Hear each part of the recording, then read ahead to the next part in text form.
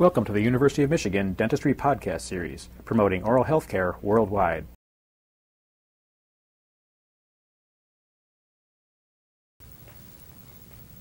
The first move through, or the different movements that we will go through, will be the protrusive, the working, and balancing movements. In the different movements, the condyles behave in different ways. In the protrusive movement, both of the condyles move backward. On the articulator, both condyles move back in the same direction. In the head, or in the patient, both of the condyles would move forward and downward. This is the protrusive movement. In a working movement, one condyle, for example, this condyle would rotate, and you can see the condyle on the opposite side would move back and up the incline. This side would be in a working, this side would be in a balancing movement. In the opposite movement, the condyle on this side would rotate, and you can see the condyle on this side would move in a backward and upward movement.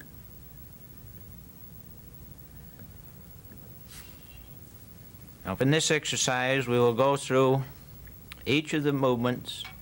We will demonstrate how the occlusion should be analyzed. We will stop the film, and you will complete this exercise. The first procedure that we will analyze is the protrusive movement. Now, in the protrusive movement, the anterior teeth would come into an edge-to-edge relationship.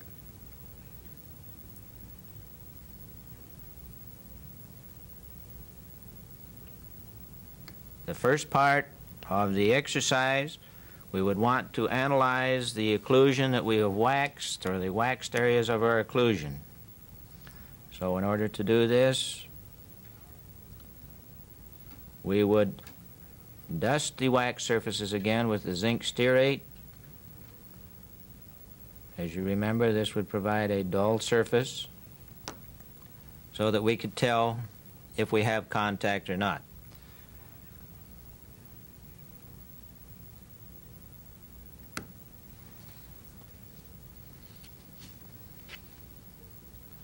Then if we move the cusps, in reality what the articulator does is move the supporting cusps in relationship to the opposing occlusion, and we move the articulator in a protrusive movement, the anterior teeth would come into contact. Now, if you remember, as you waxed the occlusion, the anterior table was necessary so that you didn't wear away the teeth. In this exercise, to see where the contacts are actually occurring, we want you to raise the incisal pin. The incisal pin should not be in contact with the incisal table at this stage. The incisal table was used to protect the teeth and all the movements that we went through in waxing the case, so we would not want this to contact at this time. We would want the teeth to come into contact. So we raise the incisal pin so that it doesn't have contact.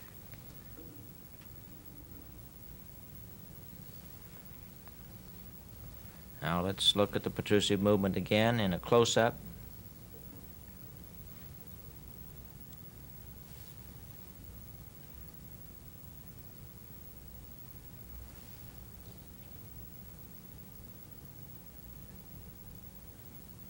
Note that the anterior teeth come into contact and the posterior teeth should not be in contact. If we look closely at this wax up of the molar area, we see that the mandibular supporting cusp should move, or should have space to move, down the central groove of the maxillary wax up.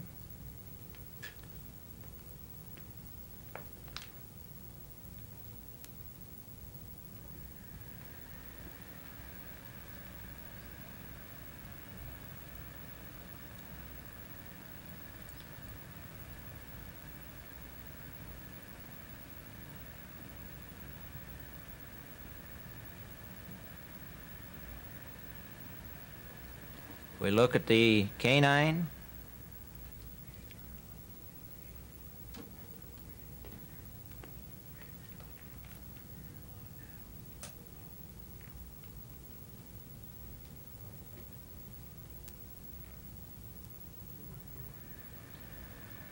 Notice the canine.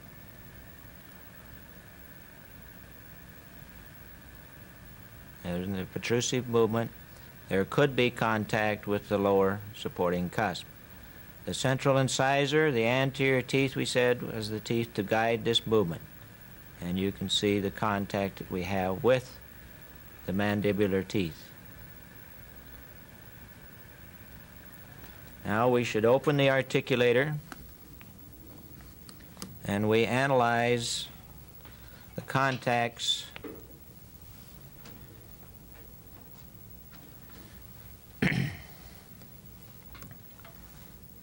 to determine whether they are interferences or guidances. Now on our posterior tooth, the molar, we should have a centric contact area here and here and here, as you can see. Now this area on this triangular ridge that we developed was an interference in the protrusive movement.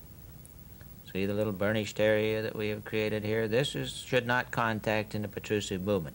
This triangular ridge was built too high or encroached upon the supporting cusp too much. Now if we move on to the canine, you can see here that there was an area of contact, area of guidance. The anterior teeth, this would be considered guidance. Contact on the molar would be considered an interference. The anterior teeth should contact, the posterior teeth should be separated in the protrusive movement. And you can see that we had guidances in these areas. The main guidance came from our central incisor. You can see the guidances that were created here. Here's our centric stop area, and then the guidance in the protrusive movement that we had on the wax.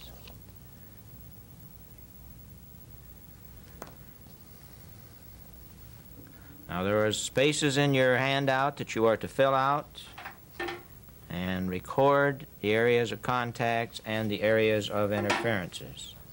After you've analyzed the wax, we would like to analyze the contacts of the natural teeth. If the wax is built so high that the end, the natural teeth will not contact, you must carve down the wax and bring the natural teeth into contact. So after we've analyzed the wax, recorded the contacts and interferences, we next want to analyze the natural teeth. For doing this, we would use the red typewriter ribbon or the Madam Butterfly ribbon.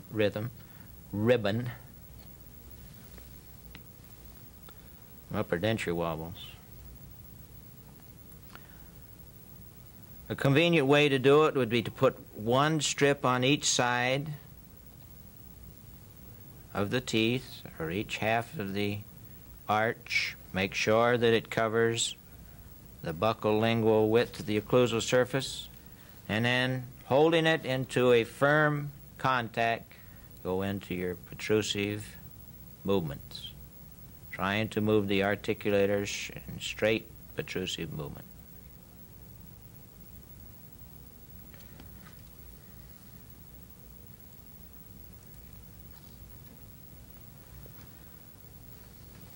Then we would look at the occlusal surfaces of the teeth again.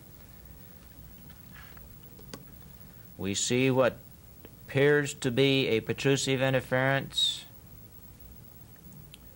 on this tooth. Now, just because we get a mark, that doesn't necessarily mean that it's a true interference. If we get a mark such as this, the next thing we'd want to do would be to close the articulator .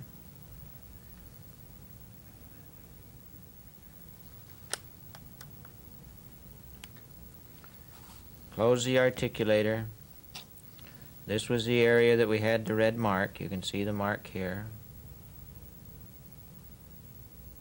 This is the red mark. We close the articulator now, and go into our protrusive movement and see if it could cause a contact. And as we see here, this area could cause a contact or an interference. These teeth should not contact, posterior teeth should not contact in the protrusive movement. So you would go along on each of the maxillary and mandibular teeth, looking at the marks that were made from the ribbon. You see a mark on the cusp tip, supporting cusp tip here. This would be a centric stop on the marginal ridge. Say centric stop on the supporting cusp. This would be an interference. You see a slight contact on the lateral incisor. This would be guidance. We would see contact on this central incisor. That would be guidance. There appears to be no heavy marks on this side. So we go down to the mandibular teeth.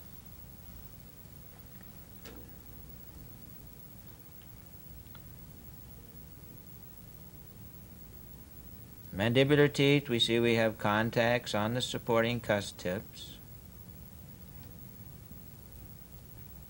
There doesn't appear to be any interferences. There might be a slight interference over on this mark, as we see here.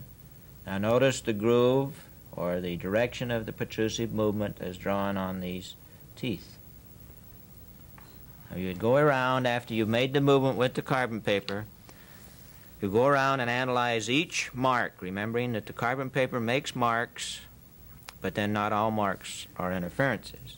And then answer the questions that are listed on the handout.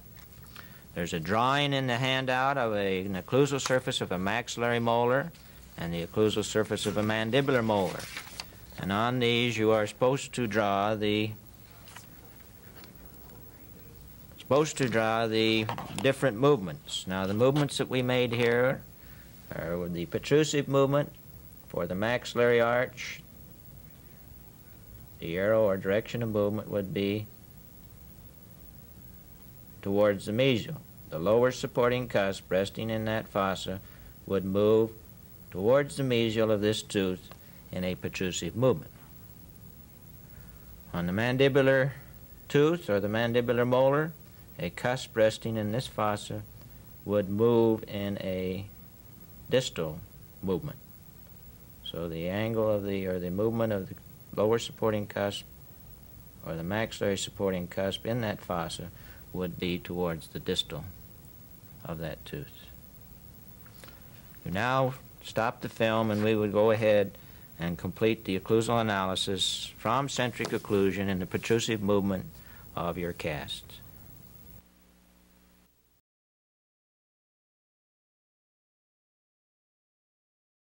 You've been listening to a presentation from the University of Michigan School of Dentistry, which is dedicated to supporting open learning and open educational resources. This recording is licensed under the Creative Commons. It may be reused and redistributed for nonprofit use. Please attribute materials to the University of Michigan School of Dentistry and redistribute under this same license. For more information on how this and other University of Michigan School of Dentistry recordings may be used, visit www.dent.umich.edu/license.